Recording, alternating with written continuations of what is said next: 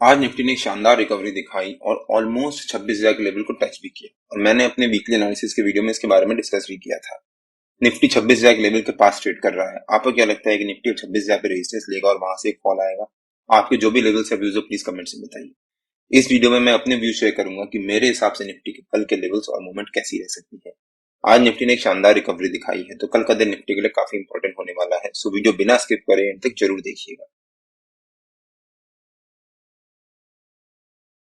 Hello friends, welcome to trade to spend. Nifty के daily analysis के एक और वीडियो में आपका स्वागत है। होप आपने हमारा कल का वीडियो देखा होगा जिसमें हमने अपने आज के लेवल शेयर किए। हमने क्लियरली मेंशन किया था कि अगर निफ्टी एक गैप अप ओपनिंग देता है तो वहां पर जंप करके कॉल बाय या फिर पुट सेल मत कर दीजिएगा, थोड़ी देर वेट करिएगा निफ्टी को एक रेंज बनाने का, और जब निफ्टी उस रेंज का ब्रेकआउट या ब्रेकडाउन देगा उस डायरेक्शन में बाइंग करेंगे। अगर आपने आज कॉल बाय किया होता तो आपको 100% लॉस हुआ होता, बिकॉज धीरे धीरे प्रीमियम डिके होता गया क्योंकि निफ्टी दिन भर एक साइडवेज मूवमेंट ट्रेड कर रहा था। लेकिन अगर आपने पुट सेल किया होता तो आपको वहां पर प्रॉफिट हुआ होता, बिकॉज साइडवेज मूवमेंट की वजह से प्रीमियम डिके हो गया होता। लेकिन हम लोग ऑप्शन बायर्स हैं जिस वजह से हमने आज निफ्टी में कुछ बाइंग नहीं करी, और जैसा एक्सपेक्टेड था निफ्टी ने हमारे नो ट्रेडिंग जोन के ऊपर एक ह्यूज गैप अप ओपनिंग दी, फिर हमारे नो ट्रेडिंग जोन के ऊपर के लेवल से एक सपोर्ट लिया और एक अच्छा बाउंस दिखाया, और फिर दिन भर निफ्टी पहली 15 मिनट की कैंडल के अराउंड एक रेंज बनाता रहा। फाइनली निफ्टी ने पहली 15 मिनट की कैंडल को ब्रेकआउट दिया यहाँ पर, बट निफ्टी वहां पर सस्टेन नहीं कर पाया। इनफैक्ट निफ्टी ने उसका कंफर्मेशन नहीं दिया। अगर निफ्टी ने ये वाली कैंडल ग्रीन बनाई होती या फिर इस ब्रेकआउट कैंडल के ऊपर सस्टेन किया होता तो वहां पर हमको कंफर्मेशन होता और शायद हम वहां पर जाकर बाइंग करते। बट निफ्टी दिन भर एक साइड मूवमेंट ट्रेड करता रहा और एक नया ऑल टाइम हाई बनाने के बाद अपने नए ऑल टाइम हाई के पास ही कहीं जाकर क्लोजिंग दी है, जो कि निफ्टी के लिए पॉजिटिव होता है। निफ्टी आज हमारे नो ट्रेडिंग जोन के ऊपर के लेवल के अराउंड एक सपोर्ट लेता रहा और एक स्ट्रेंथ शो करता रहा,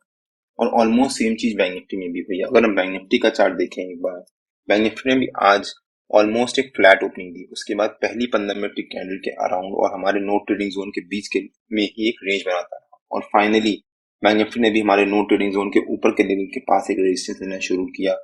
2:15 बजे उसको ब्रेकआउट भी दिया, बट अगेन जो ब्रेकआउट कैंडल थी उसके अगली कैंडल बैंक निफ्टी ने वापस सस्टेन नहीं किया। अगर निफ्टी वहां बैंक निफ्टी हमारी ब्रेकआउट कैंडल को ब्रेक करके उसके ऊपर सस्टेन करता तो वो बैंक निफ्टी के लिए पॉजिटिव होता और जाकर हम वहां भी कॉल बाय करते,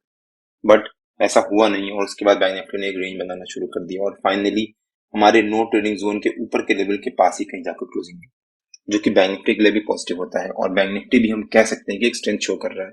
आज निफ्टी पॉजिटिव मोड में ट्रेड कर रहा था, but bank Nifty first half में एक साइडवेज मोड में धीरे धीरे रिकवरी दिखा रहा था। तो अगर आपने बैंक निफ्टी में भी कॉल या पुट कुछ बाय किया होता तो आपको वहां भी लॉस हुआ होता, बिकॉज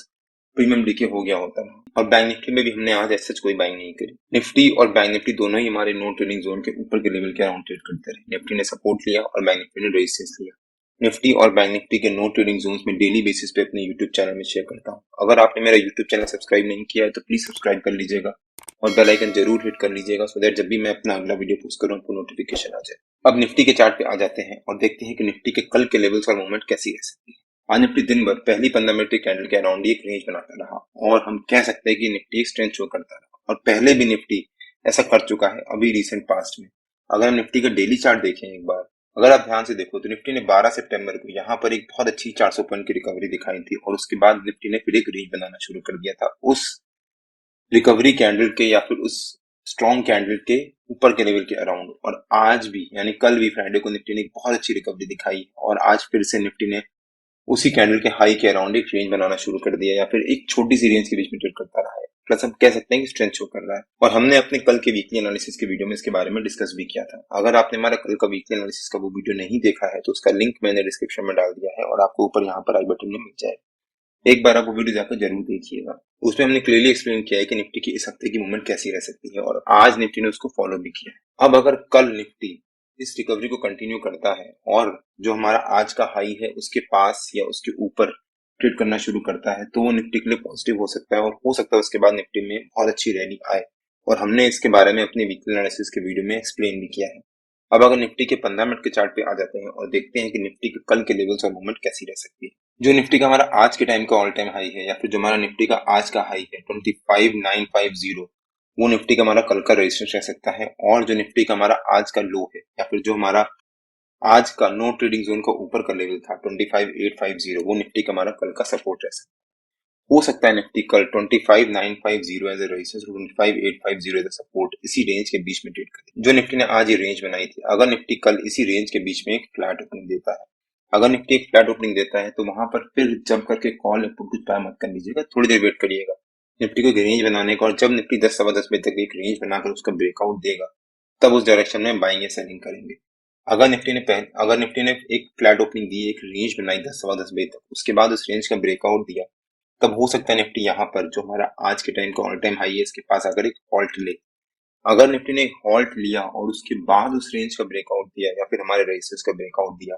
तब निफ्टी में एक शानदार फिर से एक शॉर्ट कवरिंग आ सकती है और हो सकता है निफ्टी कहीं 26,050 के आसपास कहीं जाकर क्लोजिंग दे। लेकिन अगर निफ्टी ने एक फ्लैट ओपनिंग दी, एक रेंज बनाई, उसके बाद ब्रेकआउट दिया और हमारा जो रेजिस्टेंस उसको एक ही कैंडल में बड़ा स्ट्रांगली ब्रेकआउट दे दिया और उसके बाद वहां पर सस्टेन कर गया, तब निफ्टी में फिर से वहां पर एक रैली आ सकती है।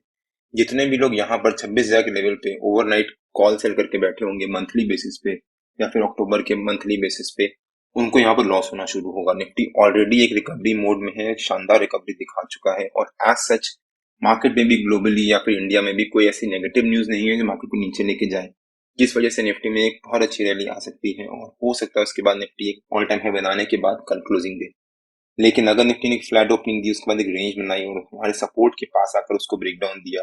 तब निफ्टी में नीचे के लेवल्स भी ओपन हो सकते हैं। हो सकता है फिर निफ्टी का जो 50 EMA का लेवल है 15 मिनट के चार्ट पे 25,780 के आसपास, वहां तक निफ्टी एक फॉल दिखाए।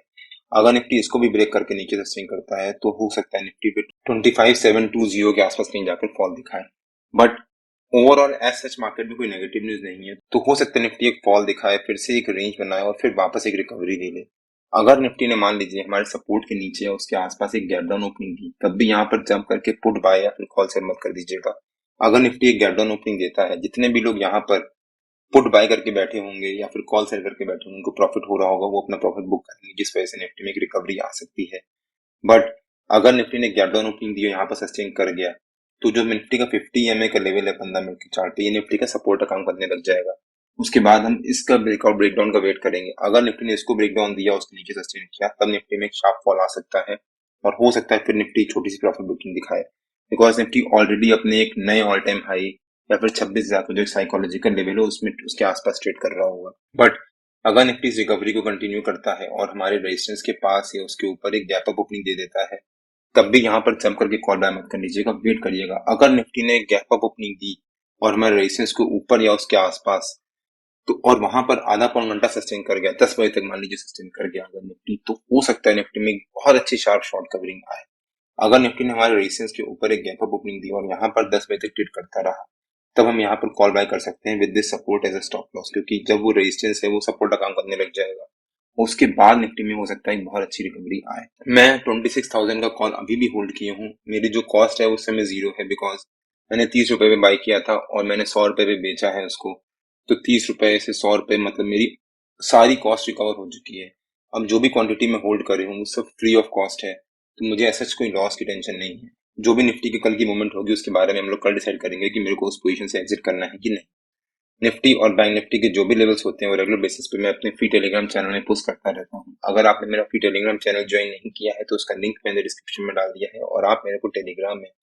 ट्रेड टू स्पेंड नाम से मार्केट ज्वाइन कर सकते हैं। अगर आपको वीडियो अच्छा लगा हो तो please like share and subscribe और बेल आइकन जरूर हिट कर लीजिएगा, सो दैट